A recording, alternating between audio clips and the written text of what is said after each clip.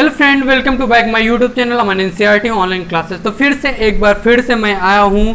मेरा नाम अमन है और आप देख रहे हैं अमन एनसीईआरटी ऑनलाइन क्लासेस। तो फ्रेंड, आज से फिर से मैं चाहता हूँ कि आपके लिए नई तरीके से आपके लिए पढ़ाई स्टार्ट हो जाए, क्योंकि पहले जब क्लास चलती थी उसके बाद स्टॉप हो गया था। अब फिर से मैं चाहता हूं कि आपके लिए वीडियो लेकर आऊं, नई क्लास लेके आऊं। तो आज जो मैं बात करने वाला हूं वो सबसे अच्छी बात ये है कि मैं जो आपको बहुत ही कठिन सब्जेक्ट लगता है,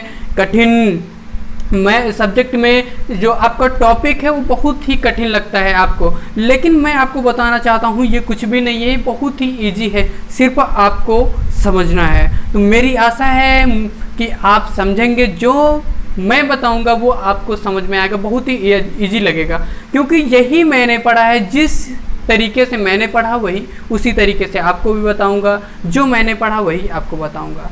तो फ्रेंड, चलते हैं। सबसे पहले हम छोटे से बड़े की ओर चलेंगे। सबसे पहले हम बेसिक को देख लेते हैं आज की इस वीडियो में, उसके बाद हम अगले वीडियो में बात करेंगे उसके आगे।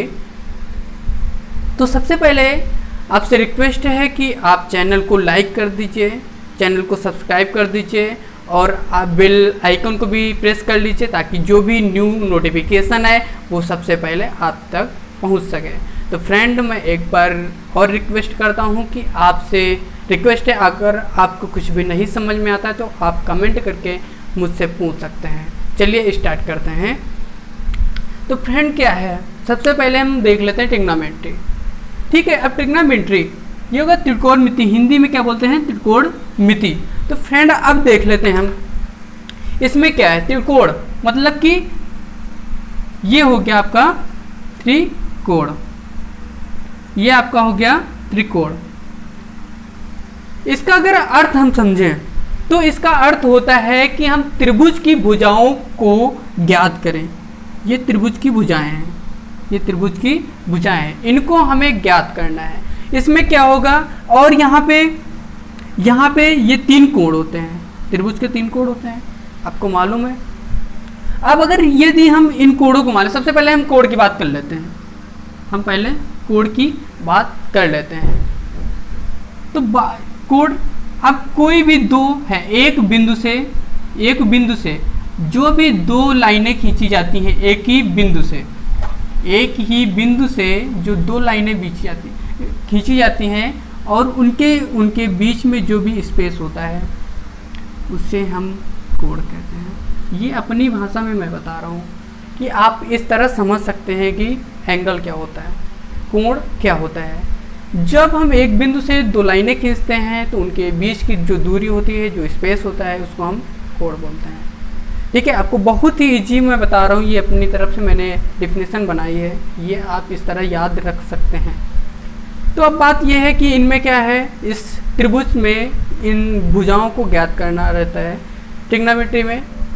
तो जिसमें एक भुजा दी होगी तो दो भुजाओं का मान दिया होगा, एंगल दिया होगा तब एक भुजा दी होगी और एंगल दिया होगा, और आपको अन्य दो भुजाएं ज्ञात करना होगा।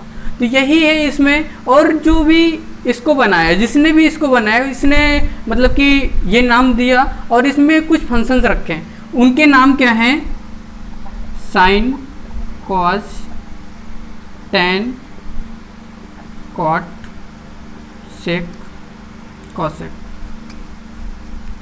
ये नाम रखे। उसके बाद ये सिंपल यूं ही नहीं है, तो इसमें अगर ए है तो ये मान लिया ए है, ये ए आपका क्या है, ये ए एंगल है, ये ए जो एंगल है, जो ये बनता है एंगल, यहाँ पे दिया होगा या फिर ये दिया होगा या फिर ये दिया होगा। तो आपको बता दूं कि उन्होंने ये नाम दिए, बस ट्रिग्नोमेट्री में यही है। 6 जो फंक्शंस हैं, ये 6 हैं, इन्हीं से आपकी त्रिकोणमिति ट्रिग्नोमेट्री लग जाएगी। तो ये आपको समझ में आ गया होगा। बस एंगल आपको समझना है, त्रिभुज के 3 भुजाएं हैं और आपके ये सिंबल है। अब देख लेते हैं कि ये आपको दिया, इसमें मैं आपको बता दूं कि इसको हम कर्ण बोलते हैं, इसको हम आधार बोलते हैं, इसको हम लंब बोलते हैं।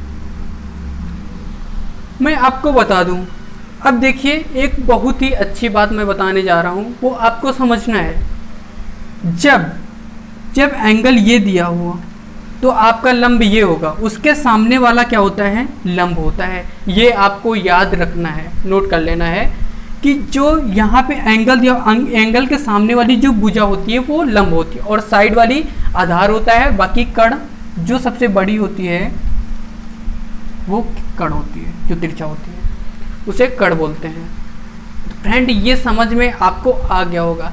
आपको कुछ भी नहीं समझना है, सबसे पहले बेसिक चीज़ मैं जो बता रहा हूँ, जो छोटी चीज़ है वो बता रहा हूँ। इन दोनों के स्पेस होता है उसे एंगल बोलते हैं। ये 3 भुजाएं होती हैं, इनको ज्ञात करना होता है। ये sine cos tan cos sec cosec दिया होता है, इन्हीं से आपको हल करना है। पूरी टेक्नोमेट्री इसी में लग जाएगी। ठीक है, अब ये हो गया। अब एंगल, ठीक है, अब मान लीजिए ये एंगल दिया हुआ है तो आप तो जान जाएंगे कर्ण लंब आधार है। यदि आपको ये दिया हो, कई बार आ जाता है, कई बार पूछने के लिए आ जाता है क्वेश्चन में, जब ये एंगल दिया होता है उसमें जब तब कन्फ्यूजन हो जाता है, तब क्या हो जाता है, कन्फ्यूजन हो जाता है। तो क्या होता है, आपको ये समझना है कोण के सामने वाली भुजा लंब होती है। यदि आपको ये दिया है तो आपके ये वाली क्या हो जाएगा, लंब हो जाएगा, ये आधार हो जाएगा, ये कण हो जाएगा। ठीक है फ्रेंड, आपको समझ में आ रहा होगा। वीडियो को लाइक करते चलिए और कमेंट करते चलिए। अगर हम आगे बात करें, इसके आगे अब बात करते हैं। इसके आगे मैं रफ कर रहा हूँ, आप वीडियो को पीछे करके देख सकते हैं। अगर हम इसके आगे बात करें, ये तो आपका हो गया एंगल, ठीक है, ये हो गया एंगल। एंगल के बाद अब हम बात करने वाले हैं इसी के आगे। आपको मैं बता दूं कि कैसे आगे अब होगा। ये sine cos tan cot sec cosec है। एक मतलब पढ़ने के लिए लाल बट्टे कक्का होता है, याद करने के लिए इसमें कुछ फार्मूले होते हैं। Sine cos tan cosec sec cot आपको समझ में आ जाएगा। लाल बट्टे कक्का जैसा मैंने यार याद किया है वैसा ही मैं आपको भी बताने जा रहा हूँ, तो आपको सिर्फ समझना है। ठीक है, लाल बट्टे कक्का बस किसके लिए होगा, इसके लिए होगा, इसी त्रिभुज में लगेगा। ठीक है, वो कैसे, अब देखो यहाँ पे साइन होता है, ये कॉज होता है, ये टैन होता है, ये कॉसेक होता है, ये सेक होता है और ये कॉट होता है। आपको समझ में आ रहा होगा, sine cos tan cosec sec cot. आप समझिए, यहीं पे समझने वाली बात है। आप समझते चलिए, मैं समझाते रहूँगा। अब देखिए साइन, देखिए साइन कॉस टैन आपस में रहते हैं, पास पास रहते हैं। कॉसेक सेक कॉट इनका अलग कॉम्बिनेशन होता है। ठीक है, अब देखिए साइन का उल्टा कॉसेक होता है, कॉज का उल्टा सेक होता है, टैन का उल्टा कॉट होता है। समझ में आ गया होगा। कॉसेक का उल्टा साइन होता है, सेक का उल्टा कॉज होता है और कॉट का उल्टा टैन होता है। इतना आपको समझ में आ गया होगा। अगर इसके बाद आगे हम बात कर लेते हैं साइन। ये हो गया आपका, मैंने बताया एल, और ये हो गया ए आधार लंब, और ये हो गया कण। आपको समझ में आ गया, ये लंब है, ये आधार है और ये के है, जब ये यहाँ पे थीटा दिया हो। ओके, आपको समझ में आ गया हो। अब चलते हैं आगे। साइन, अब फार्मूला हम देख लेते हैं। साइन थीटा बराबर, थीटा क्या है आपको बता दूं, एंगल है। साइन थीटा बराबर क्या हो गया, एल बटे के, लंब बटे कण। कॉस, कॉस थीटा बराबर क्या हो जाएगा, आधार बटे कण। टैन थीटा इक्वल टू क्या हो जाएगा, लंब बटे आधार।